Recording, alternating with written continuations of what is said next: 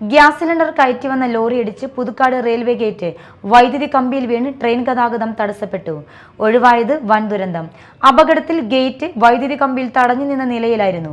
High voltage വൈദ്യുതി പ്രവഹിക്കുന്ന സമയമായതിനാൽ ലോറിയുടെ മുകളിലേക്ക് തീപ്പൊരി ചിതറിയെങ്കിലും ഗ്യാസ് സിലിണ്ടറുകളിൽ തീ പടരാതിരുന്നതിനാൽ വൻ അപകടം ഒഴിവായി. കൊച്ചിയിൽ നിന്ന് ഭാരത് പെട്രോളിയത്തിന്റെ ഗ്യാസ് സിലിണ്ടറുകളുമായി വന്ന ലോറിയാണ് റെയിൽവേയുടെ ഗേറ്റിൽ ഇടിച്ചത്. ഇടിയുടെ ആഘാതത്തിൽ ഗേറ്റ് മുറിഞ്ഞ് വൈദ്യുതി കമ്പിയിലേക്ക് വീഴുകയായിരുന്നു. കോഴിക്കോട് ഭാഗത്തേക്കുള്ള പരശുരാം എക്സ്പ്രസിന് പോകാൻ ഗേറ്റ് അടയ്ക്കുന്നതിനിടയിലാണ് ലോറി കടന്നുപോകാൻ ശ്രമിച്ചതാണ് അപകടത്തിനിടയാക്കിയത്. ഗേറ്റിൽ ഇടിച്ചതറിയാതെ ലോറി മുന്നോട്ടെടുക്കുകയായിരുന്നു. സംഭവം കണ്ട നാട്ടുകാർ അറിയിച്ചതിനെ തുടർന്നാണ് ലോറി പുറകിലേക്ക് മാറ്റിയത്. റെയിൽവേ കരാർ ജീവനക്കാരെത്തി വൈദ്യുതി കമ്പിയിൽ നിന്ന് ഗേറ്റ് എടുത്തു മാറ്റി. അപകടത്തെ തുടർന്ന് ഇരുഭാഗത്തേക്കുള്ള ട്രെയിൻ ഗതാഗതം 1 മണിക്കൂറോളം തടസ്സപ്പെട്ടു. ചാലക്കുടിയിൽ നിന്ന് റെയിൽവേ എഞ്ചിനീയർ വിഭാഗം സ്ഥലത്തെത്തി വൈദ്യുതി കമ്പിയിലെ അറ്റകുറ്റപ്പണികൾ നടത്തി.